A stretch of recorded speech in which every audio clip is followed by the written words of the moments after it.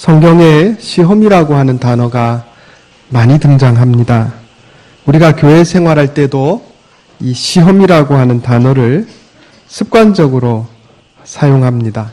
시험에 든다, 이런 얘기 우리가 많이 하기도 하고 또 듣기도 하고 그렇습니다. 성경에 이 시험이라고 하는 단어는 이 헬라어로 페이라스무스라고 하는 단어입니다. 이 단어는 맥락에 따라서 크게 세 가지의 의미로 사용이 되었습니다. 첫 번째는 시련의 의미입니다. 시련. 두 번째는 유혹의 의미로 사용될 때가 있습니다. 그리고 마지막 세 번째는 불신의 의미로 사용이 되었습니다. 오늘 야고보서 1장 12절 15절을 참고해서 이 시험, 우리가 인생을 살아가면서 겪는 이 세 가지 종류의 시험에 대해서 오늘 한번 상고하고자 합니다. 첫 번째로 하나님께서 우리에게 허락하시는 시련이라는 의미에서의 시험이 있습니다. 오늘 본문 말씀 야고보서 1장 12절에 보면 시험을 참는 자는 복이 있나니 이는 시련을 견뎌낸 자가 주께서 자기를 사랑하는 자들에게 약속하신 생명의 면류관을 얻을 것이기 때문이라 그랬습니다. 여기서 언급한 시험, 이것은 시련인 것을 알 수 있습니다. 하나님께서 우리 인생의 때때로 시련을 허락하실 때가 있다 하는 겁니다. 이 시련을 영어로 하면 테스트다, 이렇게 볼 수 있습니다. 테스트. 하나님께서 우리에게 시련을 허락하실 때가 있습니다. 경제적인 문제로, 가족의 문제로, 건강의 문제로 시련을 허락하실 때가 있어요. 그런데 바로 하나님께서 우리에게 시련을 허락하실 때에 그 하나님의 마음이 어떤 마음이신가, 그것부터 한번 좀 알아봐야 하겠습니다. 우리 예레미야 애가 3장 32절 한번 보겠습니다. 우리 선지서에 보면 예레미야서 있죠? 예레미야 바로 다음에 예레미야 애가입니다. 예레미야 애가 3장 32절. 구약성경 1146페이지입니다.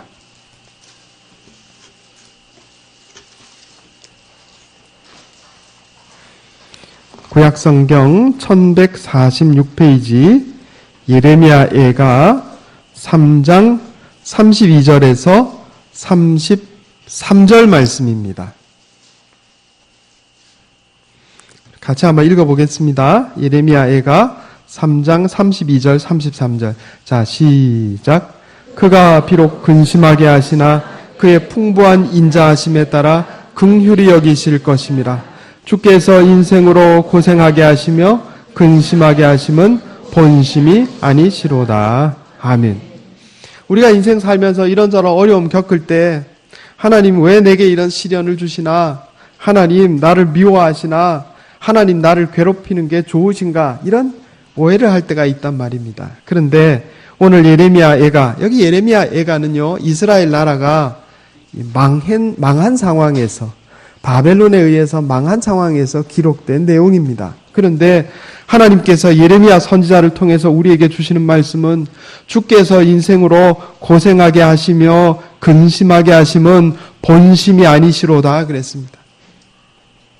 우리를 괴롭히는 게 하나님 마음이 아니라는 거예요. 그러면 하나님 내게 왜 시련을 주시는가? 목적이 있어요. 목적. 어떤 목적을 가지고 계시는가? 이 시련을 통해서 첫 번째는 우리의 마음을 알아보시려고 시련을 주시는 겁니다. 그 마음이 어떤지 테스트해 보시는 거예요. 여러분 연애할 때, 연애 다 해보셨죠? 학생들 빼고 연애할 때 우리 상대의 마음을 한번 알아보려고 테스트 하잖아요. 테스트. 여자분들 어떻게 합니까? 남자친구한테 비싼 물건 얘기하면서 나 그거 갖고 싶은데 사줄 수 있어? 테스트 하잖아요. 나를 향한 마음이 어떤가? 하나님께서 우리에게 시련을 주실 때도 그런 마음이 있으신 거예요. 창세기 22장 1절 이하에 보면 하나님께서 아브라함에게요, 100세대 낳은 아들 이삭을 나에게 번제로 바쳐라 이렇게 말씀하세요. 아니, 하나님이 아브라함 괴롭히시려고 그런 게 아니라는 겁니다. 뭐 하려고요? 마음을 알아보시려고. 100세대에서 낳은 아들, 자기 생명보다 더 귀한 아들인데 내가 달라 하면 줄까? 하나님이 그렇게 생각하신 거예요. 그래서 아브라함에게 내 아들 이삭을 내게 번제로 바치라 그랬단 말이에요. 그랬더니 아브라함이 하나님 앞에 이삭을 번제로 바쳤어요, 안 바쳤어요? 예, 바쳤어요. 사실상 바친 거나 마찬가지죠. 자기 아들을 잡으려고 칼을 들었을 때 하나님께서 멈춰라. 그리고 옆에 염소를 하나 보여주시고 그것으로 번제물을 대신하게 하셨습니다. 그런데 바로 그 창세기 22장 12절에 하나님께서 이렇게 말씀합니다. 이제야 내가 하나님 경외하는 줄 아노라 그랬단 말이에요. 아브라함이 하나님의 테스트를 통과한 거예요. 아브라함이 이삭을 데리고 모리아산으로 가는 그 사흘의 여정은 지옥보다 더 힘든 고통이었을 겁니다. 사실 어떤 면에서 지금 당장 이 자리에서 내 아들 잡아서 바쳐라 그러면 욱하는 심정으로 할 수 있을지 모르겠어요. 그런데 사흘길을 걸어서 사흘 동안 사랑하는 아들 얼굴을 보면서 내가 잠시 후에 이 아이를 잡아야 되겠구나. 여러분, 그 얼마나 큰 정신적인 고통이겠어요. 그런데 아브라함은 이 시련, 이 테스트를 통과했던 겁니다. 하나님께서 우리에게 시련을 주시는 것은 괴롭히려고, 그저 우리가 괴로워하는 것을 즐기시는 그런 마음이 아니라는 거예요. 인생을 고생하게 하시고 근심하게 하심은 본심이 아니시로다. 그럼 본심이 뭐예요? 우리의 마음이 어떤지 알아보시려고.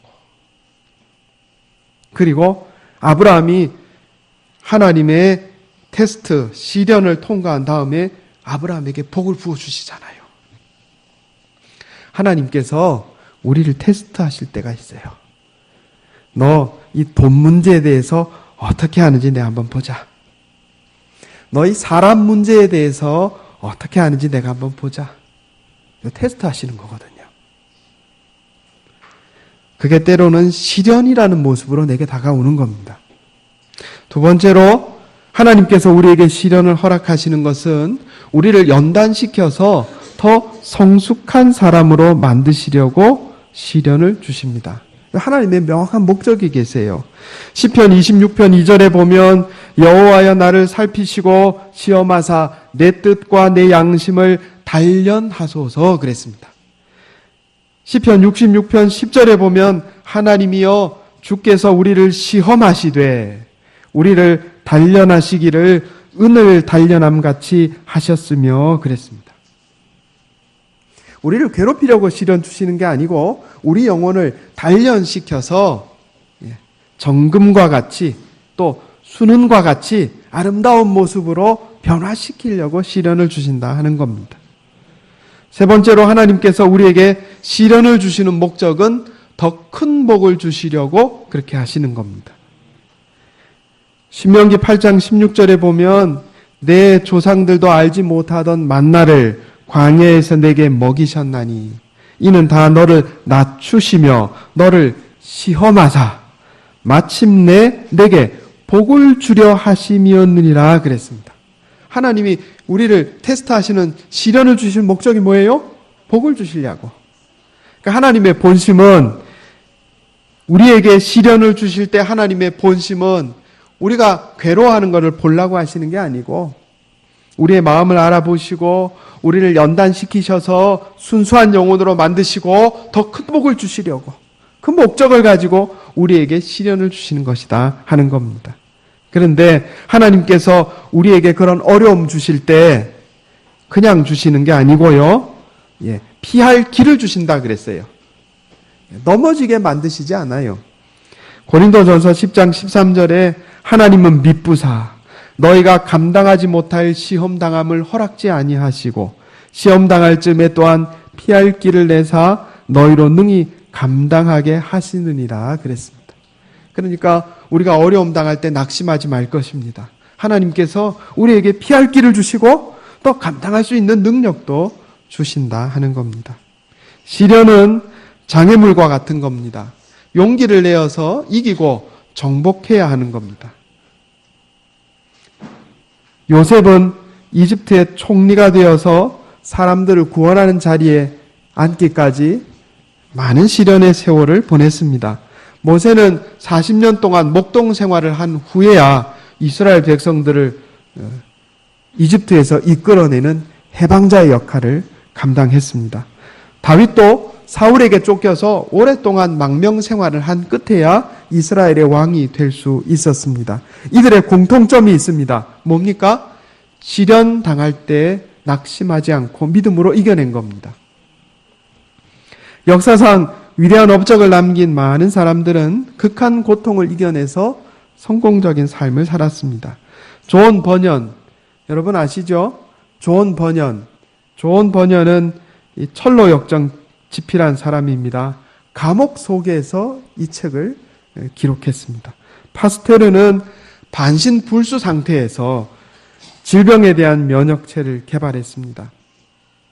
에디슨은 청각 장애를 입은 상황에서 축음기를 발명했습니다. 프랭클린 루즈벨트는 중증 지체 장애인이었지만 미국의 대통령직을 잘 수행할 수 있었습니다. 지혜로운 사람은 우리 인생에 닥치는 시련을 하나님께서 주시는 기회로 바꾸는 사람입니다. 이것이 시험의 첫 번째 의미, 시련의 의미입니다. 두 번째로 성경에 기록된 시험의 두 번째 용법이 있는데 그게 뭔가 하면 유혹입니다. 사탄이 우리를 유혹하는 겁니다. 오늘 야고보서 1장 13절 제가 다시 한번 읽어보겠습니다.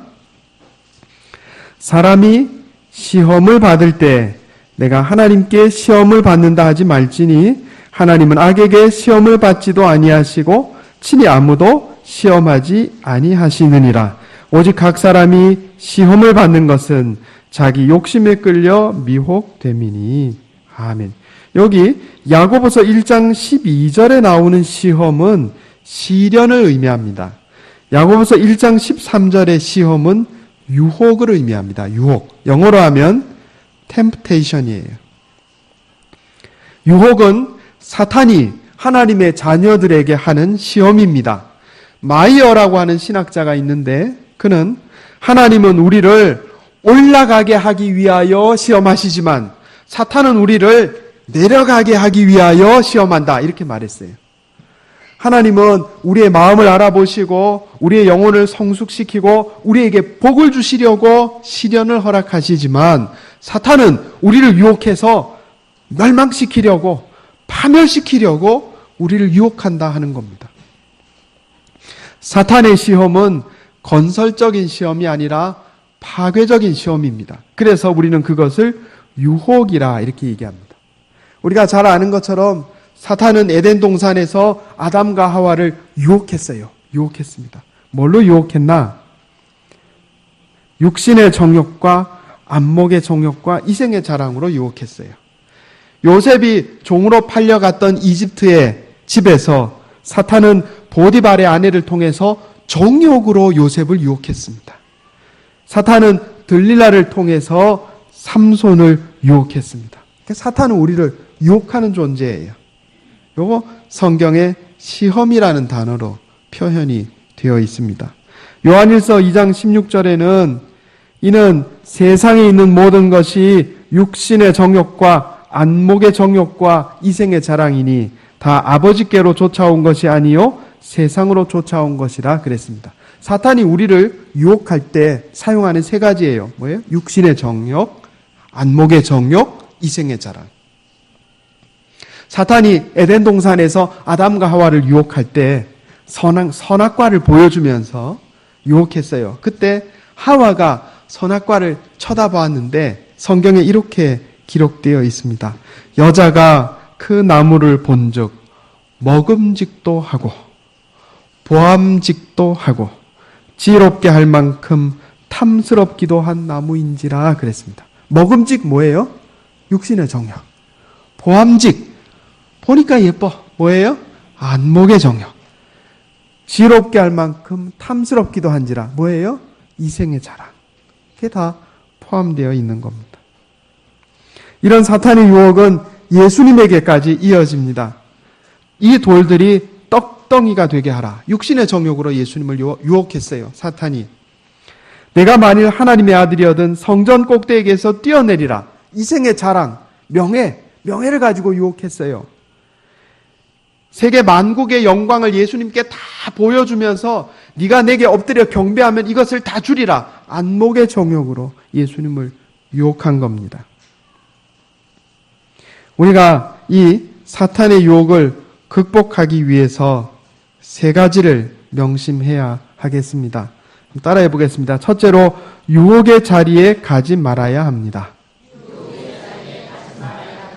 내 자리가 어디 있는지 이거 잘 살펴야 됩니다.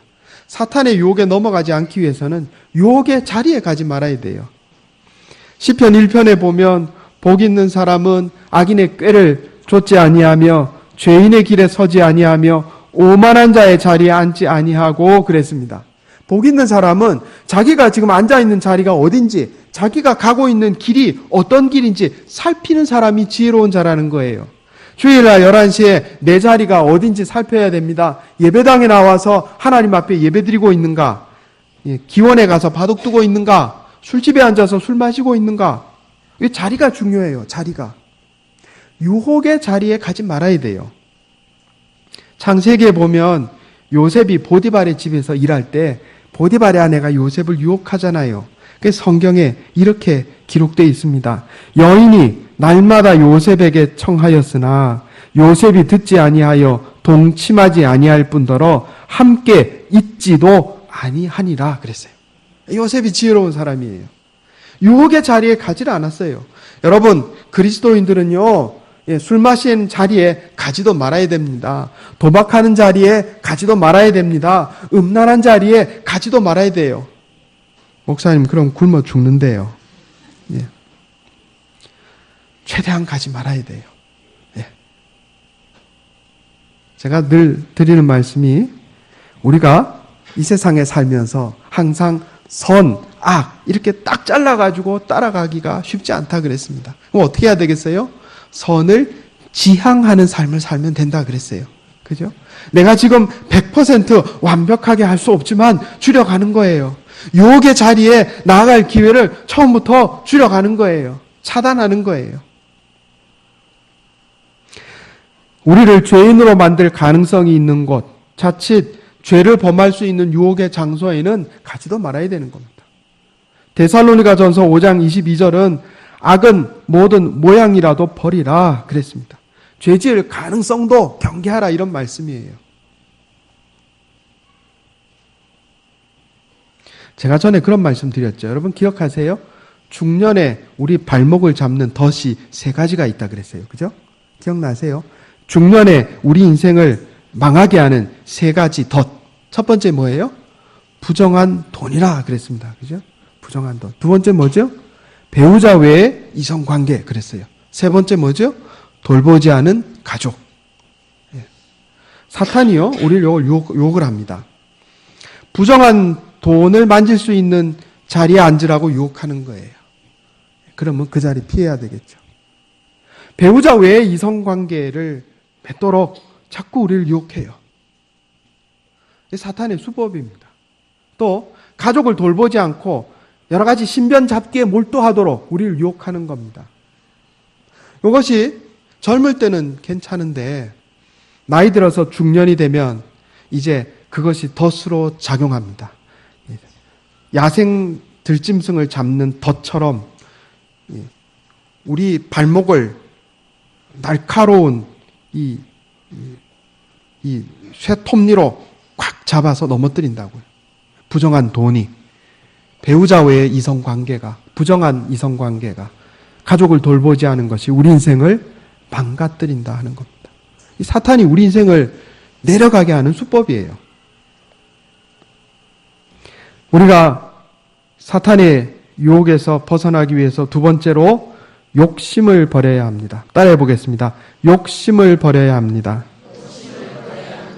오늘 본문 야고보서 1장 14절 말씀에 오직 각 사람이 시험을 받는 것은, 여기 이제 유혹입니다. 유혹을 받는 것은 자기 욕심에 끌려 미혹됨이니 그랬습니다. 욕심에 끌려 미혹됨이니. 자, 요것이 무엇을 이렇게 나타내냐면요. 요 낚시하는 모습을 표현하고 있는 겁니다. 내 욕심이 사탄이 내민 저 미끼에 마음이 동하는 거예요. 그리고 그 미끼를 덥석 물었을 때 사탄이 이렇게 확 당겨가지고 우리 인생을 낚아버리는 거예요. 이게 미혹이라고 하는 단어가 그런 단어입니다. 사탄이 우리를 미혹해서 이렇게 낚는단 말이에요. 미끼를 걸어요. 우리 욕심을 건드리는 미끼를 건다고요.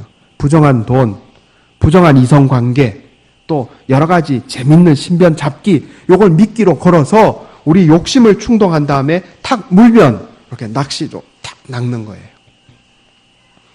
제 동생이 낚시를 좋아해서 몇 번 따라간 적이 있어요. 낚시 잘합니다. 민물 낚시 하는데 한 번은 이렇게 잉어를 이만한 걸 낚았어요.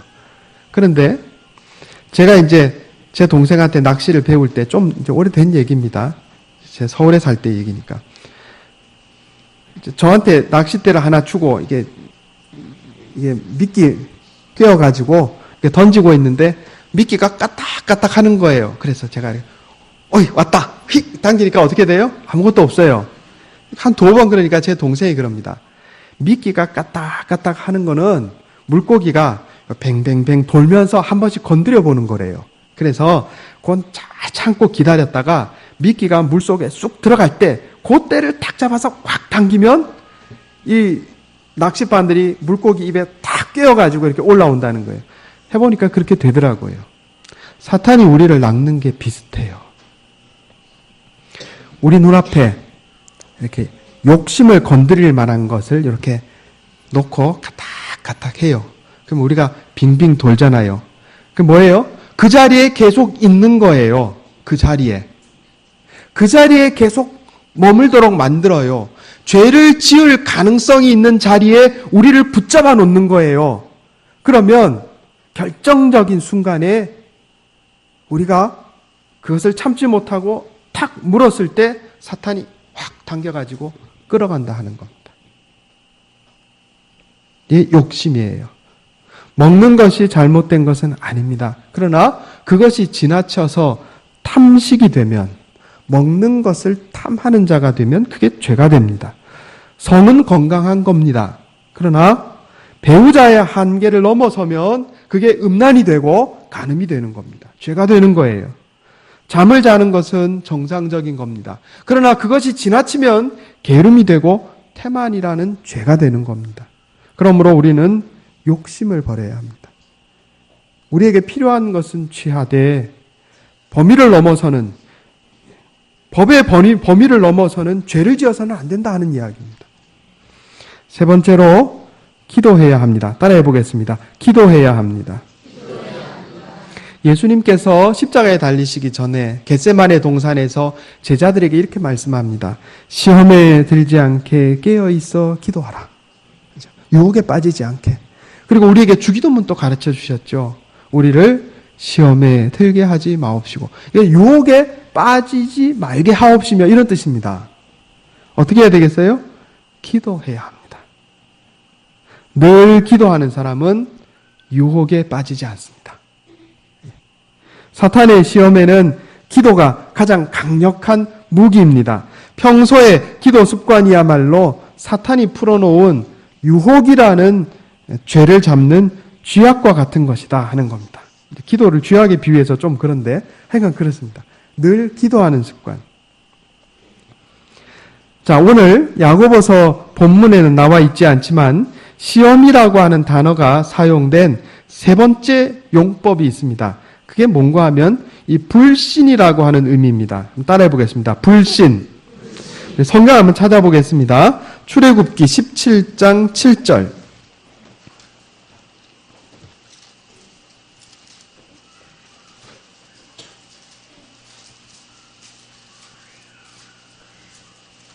출애굽기 17장 구약성경 108페이지입니다.